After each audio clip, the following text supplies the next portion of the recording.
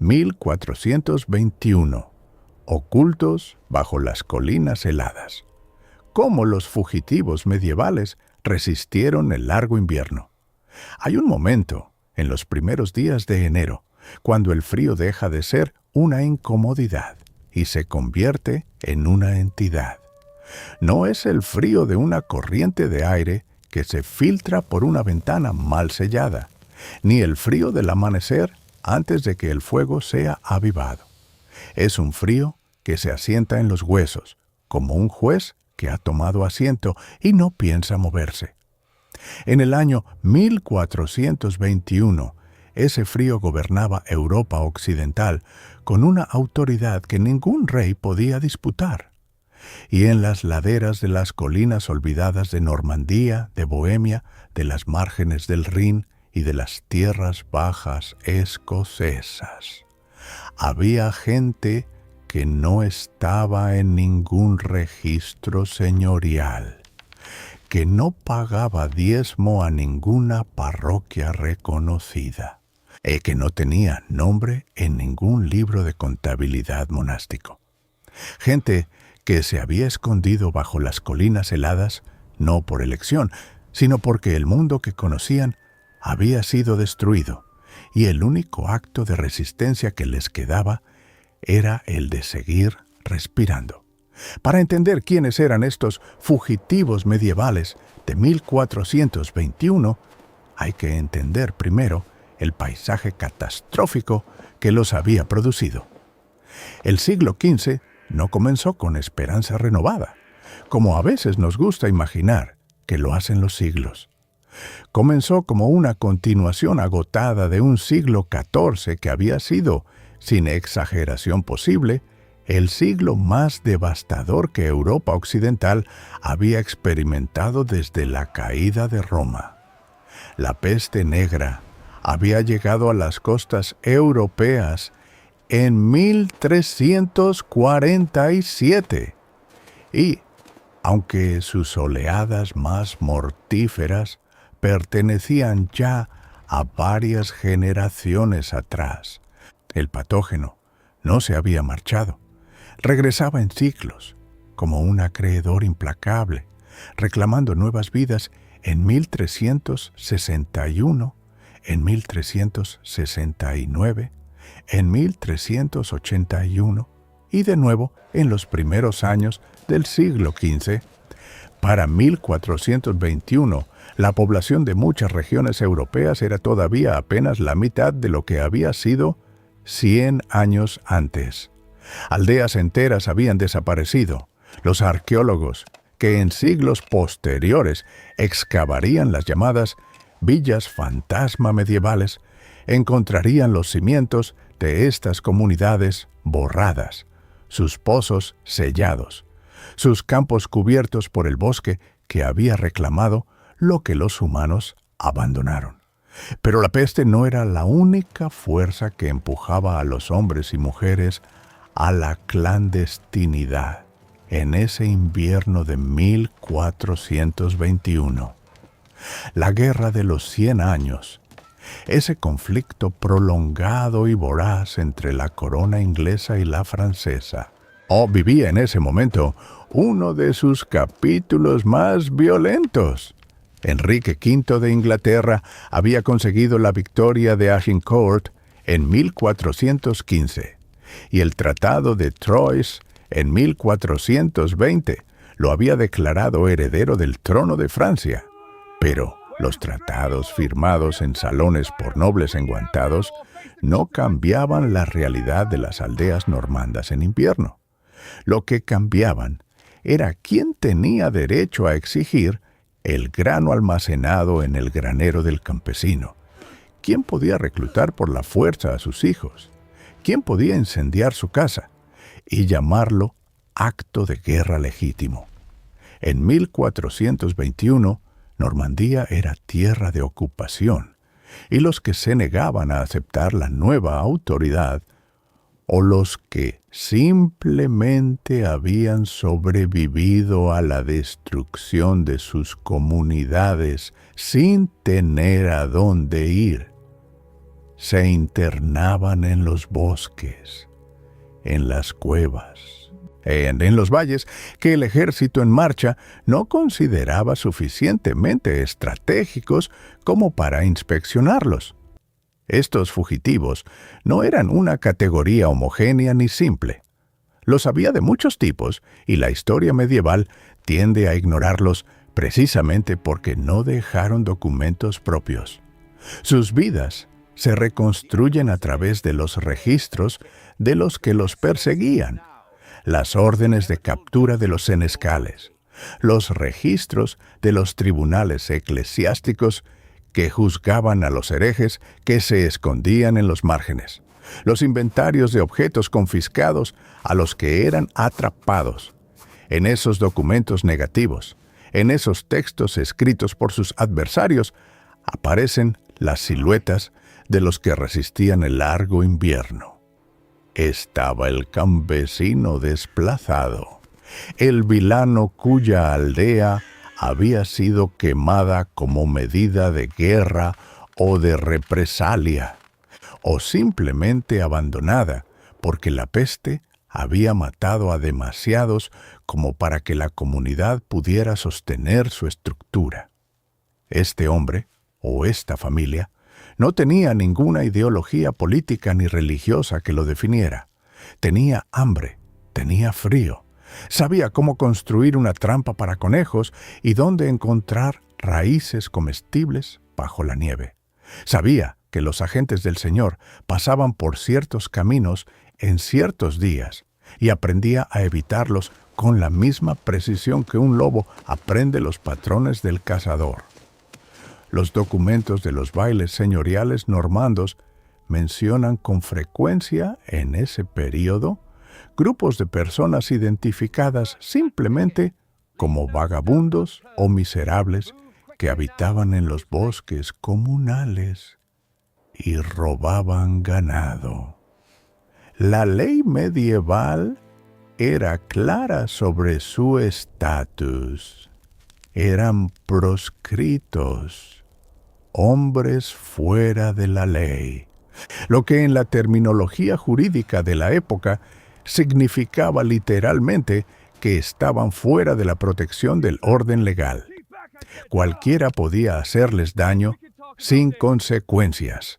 Esta condición, más que cualquier elección consciente, los convertía en fugitivos permanentes. Pero había también entre los que se escondían bajo las colinas heladas otro tipo de persona, más difícil de categorizar y más fascinante desde la perspectiva de la historia de las ideas.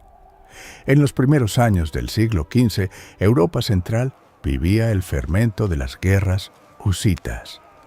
Jan Hus había sido quemado en el Concilio de Constanza en 1415, y sus seguidores en Bohemia se habían levantado en armas contra el emperador Segismundo. Pero las ideas de Hus, que bebían de las de John Wycliffe en Inglaterra, se habían extendido mucho más allá de Bohemia. La demanda de que el cáliz fuera ofrecido al laicado durante la comunión, que los sacerdotes vivieran en pobreza, que la iglesia rindiera cuentas, llegaba a oídos en Francia, en los Países Bajos, en el sur de Alemania. Los que abrazaban estas ideas y se negaban a retractarse ante la autoridad eclesiástica tenían que huir. Se organizaban en pequeñas comunidades clandestinas, a veces en granjas aisladas, a veces literalmente en cuevas o en sotobosques densos. Copiaban textos de mano en mano, rezaban sin sacerdote ordenado y esperaban un mundo diferente. La vida cotidiana de estas comunidades de fugitivos en invierno era una negociación constante con los límites físicos de la supervivencia. El calendario litúrgico medieval que organizaba el tiempo de todos los que vivían bajo el orden eclesiástico. Aquí perdía parte de su poder, aunque nunca del todo. Incluso los más perseguidos seguían sintiendo la diferencia entre el tiempo ordinario y el tiempo sagrado. Seguían marcando la Navidad y la Epifanía, aunque fuera en silencio y en secreto. Hay algo profundamente conmovedor en este apego al tiempo sagrado, incluso en condiciones de extrema precariedad. La mente medieval no podía concebirse fuera del marco cósmico que la Iglesia había construido durante siglos.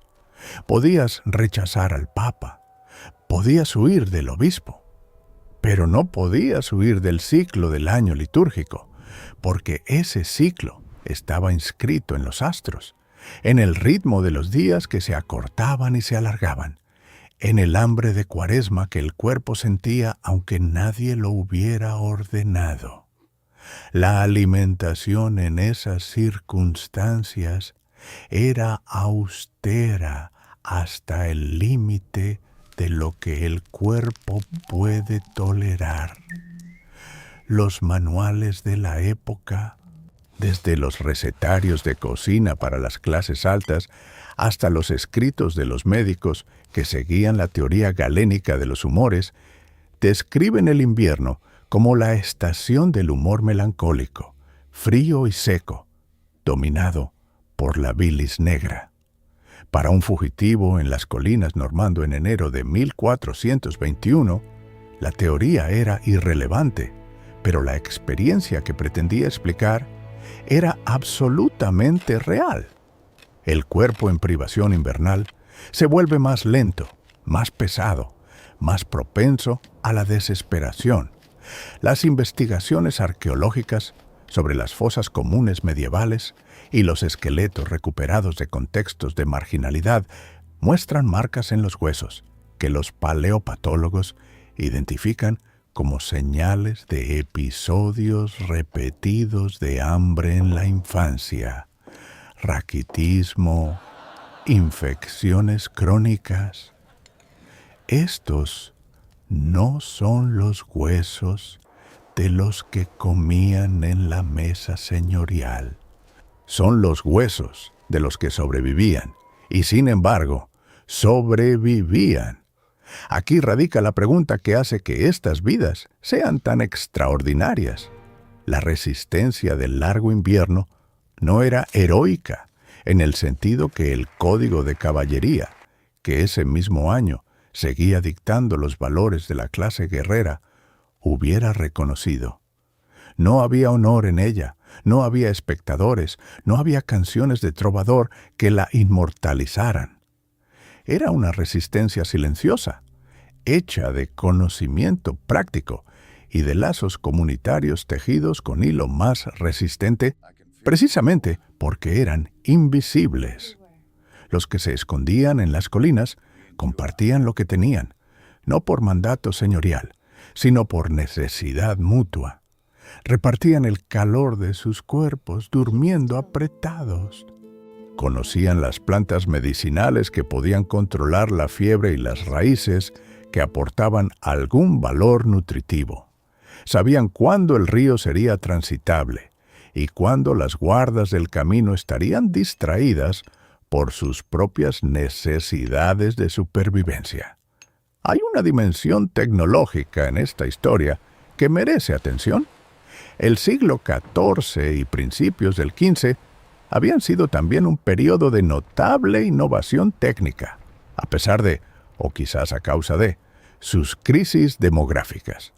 La escasez de mano de obra provocada por la peste había estimulado la búsqueda de soluciones mecánicas a tareas que antes se realizaban con cuerpos numerosos. Los molinos de agua y de viento se sofisticaban. Las técnicas de conservación de alimentos, esenciales para sobrevivir al invierno en cualquier circunstancia, se transmitían como conocimiento especializado. Un fugitivo que hubiera sido herrero o molinero llevaba consigo un capital intelectual que podía intercambiar por protección o por alimento. El conocimiento técnico era moneda de cambio incluso en los márgenes del sistema. Este periodo El que rodea al año 1421 es también el umbral de una transformación más profunda que todavía no podía verse con claridad desde adentro. La imprenta de Gutenberg estaba todavía 3 décadas en el futuro. Las ideas disidentes, las que hacían huir a sus portadores bajo las colinas heladas, seguían dependiendo de la transmisión oral y del manuscrito copiado a mano. Pero la dinámica que esas ideas estaban creando, la exigencia de una relación directa con la divinidad, sin la mediación obligatoria de una jerarquía eclesiástica, la demanda de que los textos sagrados fueran accesibles en lengua vernácula, que era exactamente la que, décadas después, la imprenta haría incontenible. Los fugitivos de 1421 no eran los protagonistas de una revolución que pudieran nombrar. Eran parte de una presión acumulada que el orden establecido todavía podía contener apenas con persecución, con hoguera, con el largo brazo de los tribunales episcopales. Pero no por mucho tiempo. Cuando el invierno de 1421 se diera, cuando las primeras señales de deshielo marcaran el fin de esa estación de invisibilidad, los que habían sobrevivido a las colinas heladas saldrían transformados por la experiencia de haber vivido fuera del orden. Algunos serían capturados eventualmente. Algunos encontrarían la manera de reintegrarse en comunidades que no hacían demasiadas preguntas sobre el invierno anterior. Algunos morirían en el bosque sin que nadie escribiera su nombre en ningún registro. Pero colectivamente, esta experiencia de marginalidad organizada, de comunidad construida fuera de las instituciones del feudalismo, prefiguraba formas de vida que el mundo moderno reconocería mucho más adelante como propias.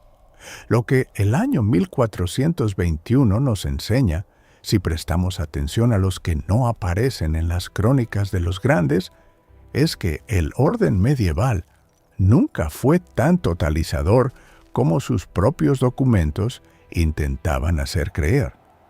Debajo de los sellos papales y los fueros reales, debajo de la arquitectura imponente de las catedrales góticas que se alzaban sobre las ciudades como afirmaciones en piedra de un poder eterno, había siempre un espacio de fuga, una grieta en el sistema, o una colina lo suficientemente apartada como para que el poder dejara de alcanzar. La gente que habitó esas grietas fue, a su manera silenciosa, parte de la historia. Sus huesos están en la tierra que pisamos. Sus elecciones, o la ausencia de elecciones que la historia les impuso, contribuyeron a dar forma al mundo que vendría después. El largo invierno terminó. Ellos lo resistieron, y eso, en la contabilidad invisible de la historia humana, importa más de lo que cualquier crónica de su tiempo estuvo dispuesta a admitir.